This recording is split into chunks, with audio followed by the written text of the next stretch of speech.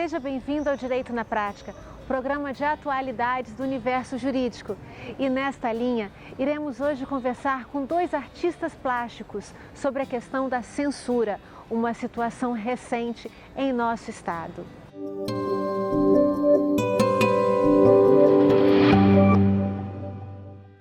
Será que existem limites para um trabalho de um artista?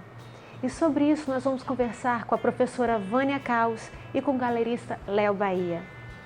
Muito obrigada por terem vindo. Obrigada, Vânia. Obrigada, Patrícia. Obrigado pela oportunidade.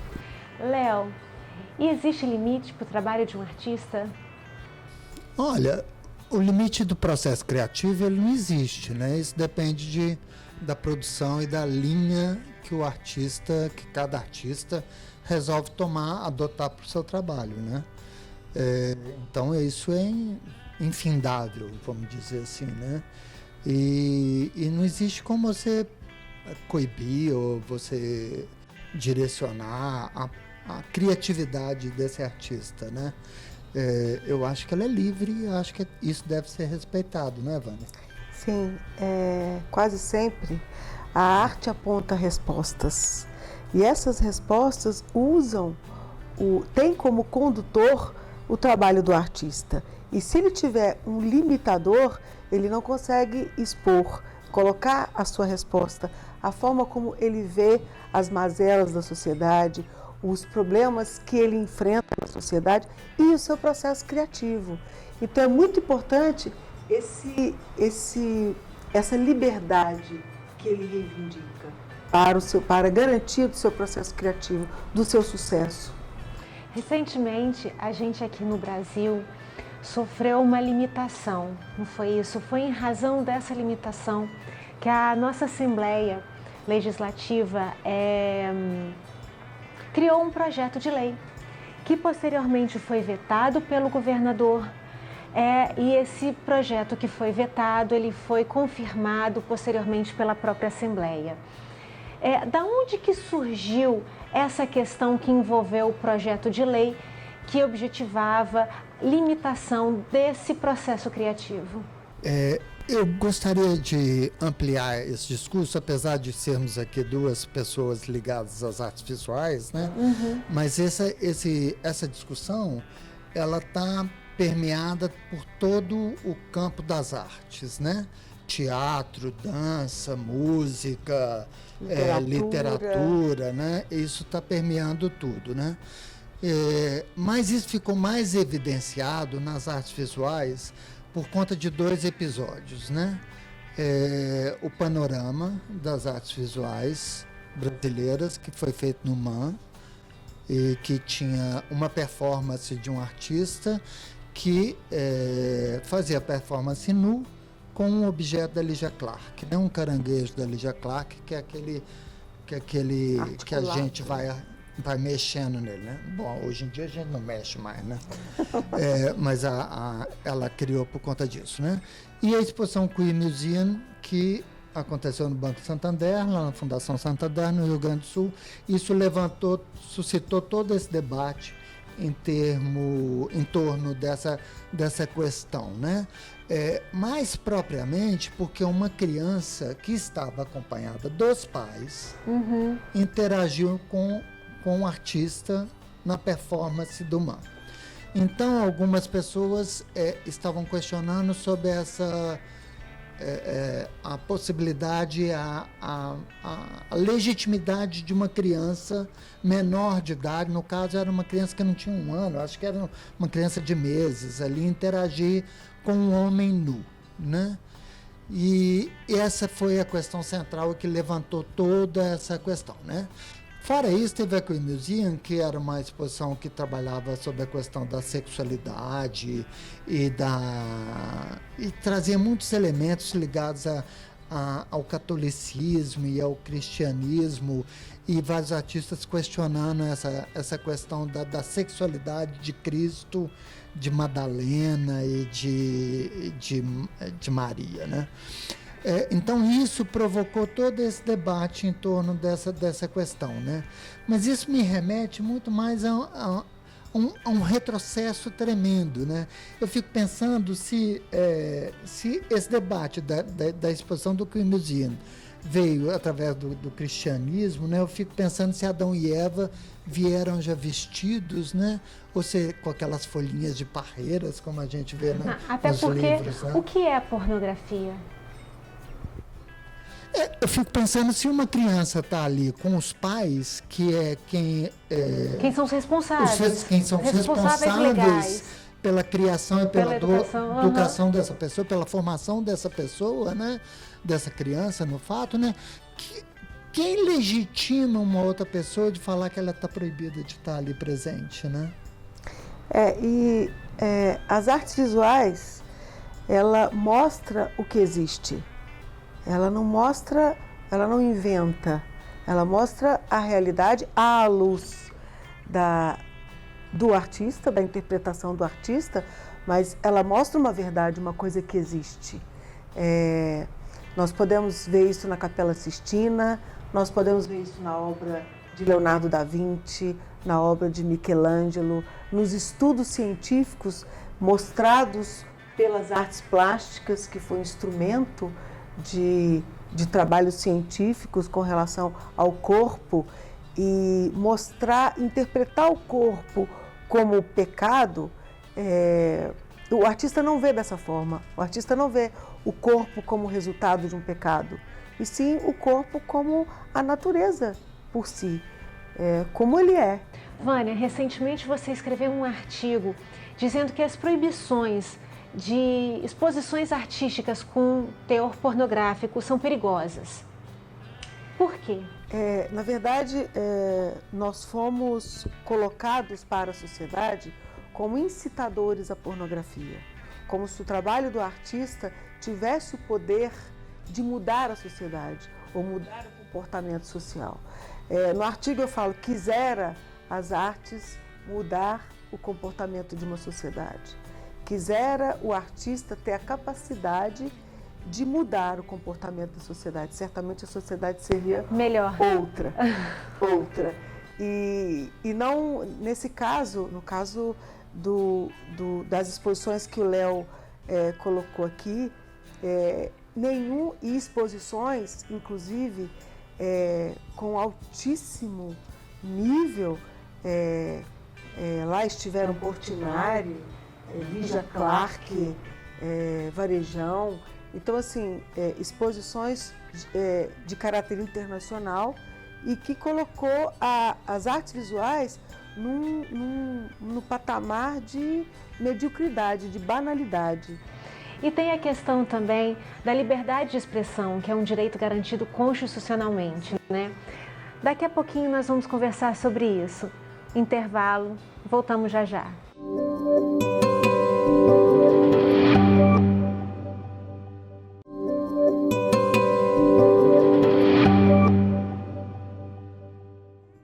Estamos de volta e nós estamos falando sobre o direito garantido constitucionalmente de liberdade de expressão.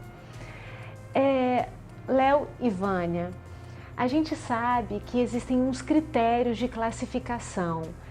Nas artes, como é que é estabelecido este critério? Olha, eu já tive a oportunidade de trabalhar nas duas esferas, né? No público e no privado.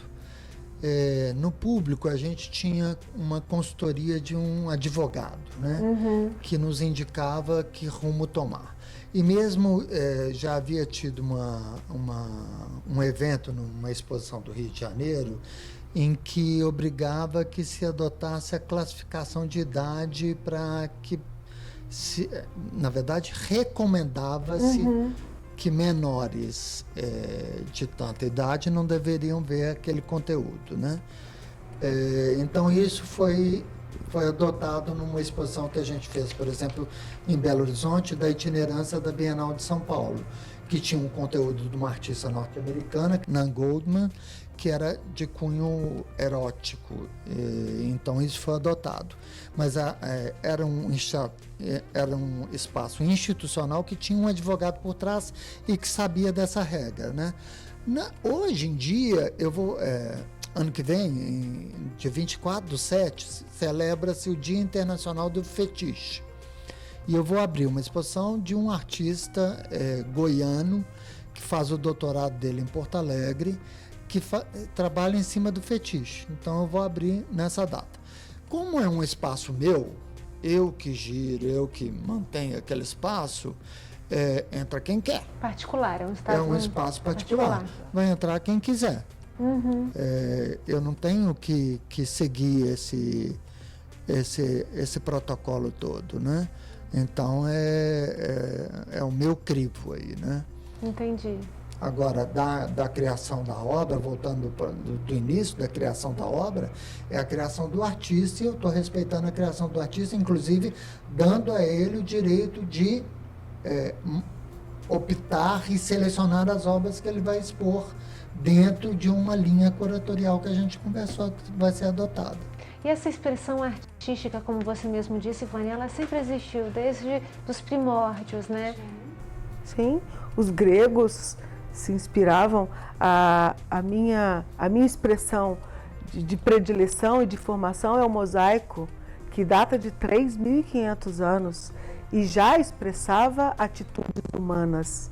E um dado curioso, uma questão curiosa, é que normalmente nós nos encontramos no trabalho de outrem, nós nos encontramos no trabalho do artista. Se nós não nos identificamos com aquele trabalho, é que nos afetamos. E isso não está diretamente ligado ao artista ou ao resultado do trabalho dele, e sim à nossa forma de ver o mundo. Porque se você busca no mundo coisas boas, você vai encontrar. Bonito, Poético. E a arte é isso, a arte Ficou aponta lindo. respostas, ainda que ela não saiba. E é preciso muita simplicidade para saber dizer a resposta. E tem a questão, né, Vânia, dos conquistadores, né? Sim. O Davi não perdeu o pênis dele, né?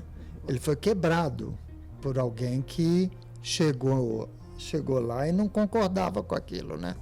Eu tive a oportunidade de ir ao Egito e várias obras do Egito são picoadas assim. E eu perguntei assim, por quê? Foi quando os romanos chegaram ao Egito e destruíram parte daquele conhecimento, né? Então, isso é uma história recorrente que vem aí, né? No tempo da ditadura, existiu uma obra do Antônio Manuel que foi vetada no Salão Nacional, que chamava O Corpo é a Obra, que ele entrava nu dentro do Salão do MAN do Rio de Janeiro, né? A obra dele foi vetada, mas ele entrou nu durante o período da ditadura militar. E tiveram que sair com ele corrido do MAN, porque a polícia queria pegar ele. Lembrando que nós estamos vivendo 70 anos da Carta de Direitos Humanos, não é isso? Verdade. E essa questão também, ela tem a ver com a arte, né? Com a liberdade, não é isso? Com a liberdade de expressão. Exato. Acima até da Constituição Federal, né, existe essa carta, né, que é da ONU e que foi assinada na época pelo Brasil, né, e que diz que garante a liberdade de expressão a todos. Então essa discussão para mim ela é maluca, você vai perdoar, assim, vai perdoar, mas eu vou ser mais assim, é maluca, porque não faz sentido. Se a gente tem uma carta feita pela ONU, se a gente tem a Constituição Federal que garantem a todos a liberdade de expressão, se falar em proibição de uma obra de arte hoje em dia. Tolir a imaginação é você tolir uma contribuição que as artes plásticas trazem para a nossa história. Mais do que isso, Patrícia, eu acho que deve ser considerada e enaltecida a contribuição que o artista plástico, sobretudo que as artes plásticas, deu para contar a história do universo. Porque a história é contada através da arte, né? Desde a Bíblia. E eu acho que quando a gente vai à Europa e leva nossos filhos para a Europa, bom, eu não tenho filho, mas quando vocês levam seus filhos para ir à Europa, vocês não vão deixar eles ver o Michelangelo, vocês não vão deixar eles ver a Bosch, Davi, a Capela Sistina. Então, assim, esse discurso aqui no Brasil, ele não serve. definitivamente ele não serve e ele é antigo. Muito obrigada, Léo. Muito obrigada, Vânia. Obrigada. Nosso papo foi muito legal e eu tenho certeza que foi bem esclarecedor para o nosso telespectador. Uma paradinha para os comerciais e voltamos já já.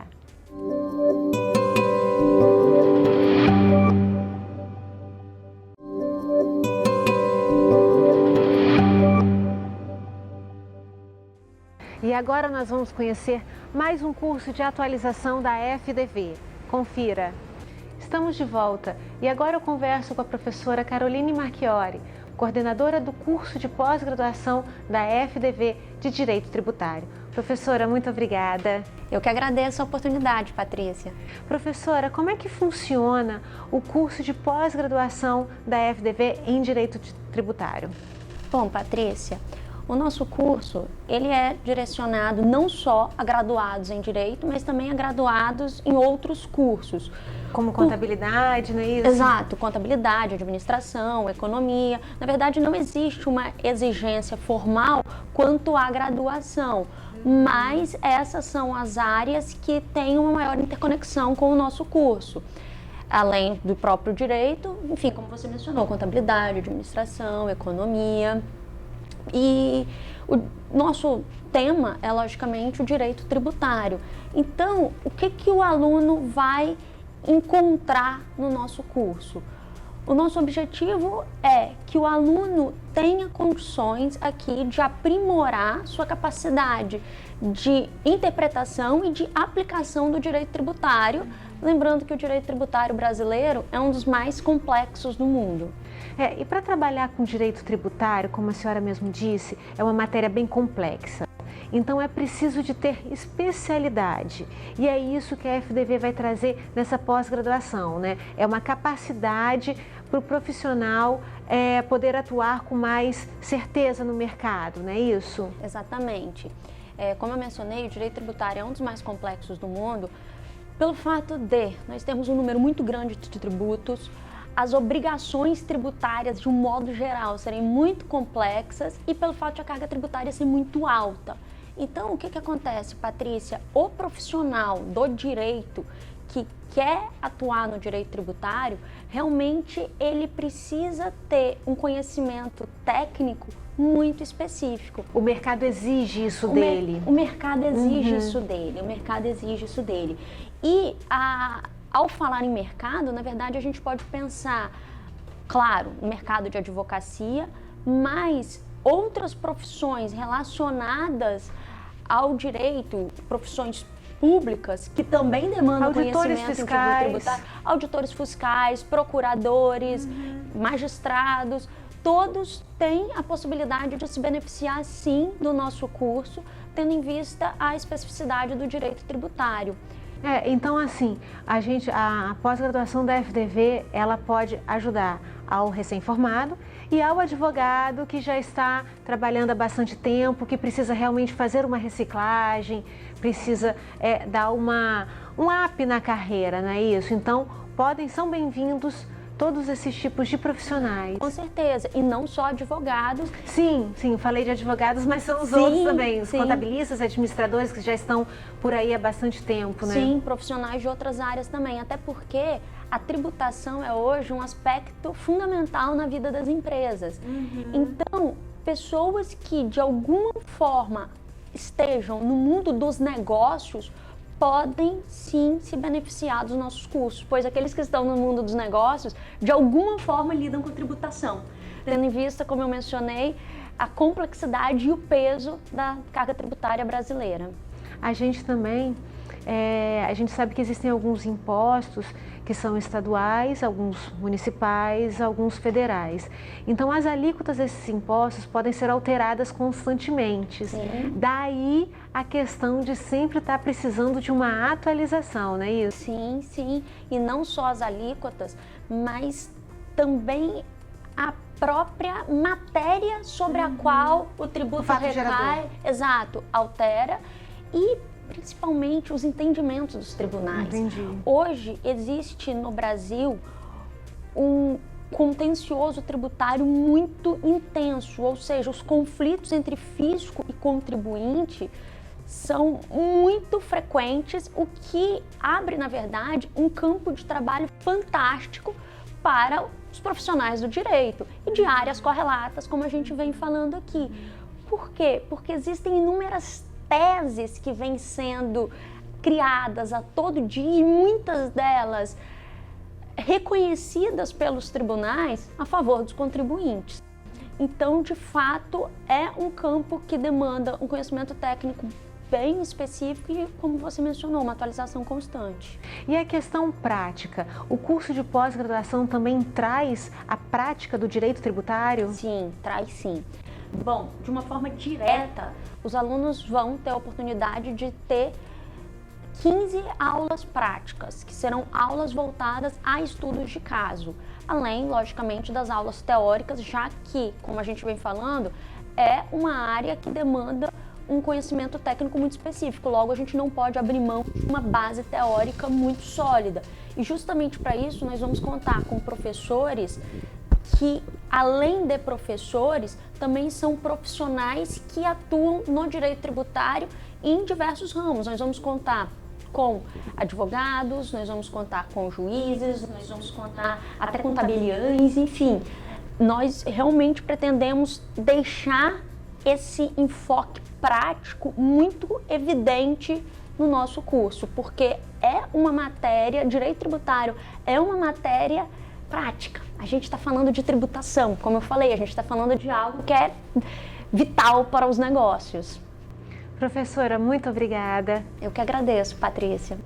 E lembrando, para quem tiver interesse em fazer a pós-graduação de Direito Tributário, procurar a FDV e a documentação vai estar sempre no site www.fdv.br.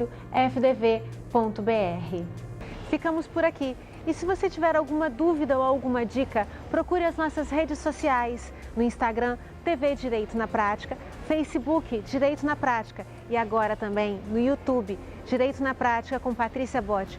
Muito obrigada e até o nosso próximo encontro.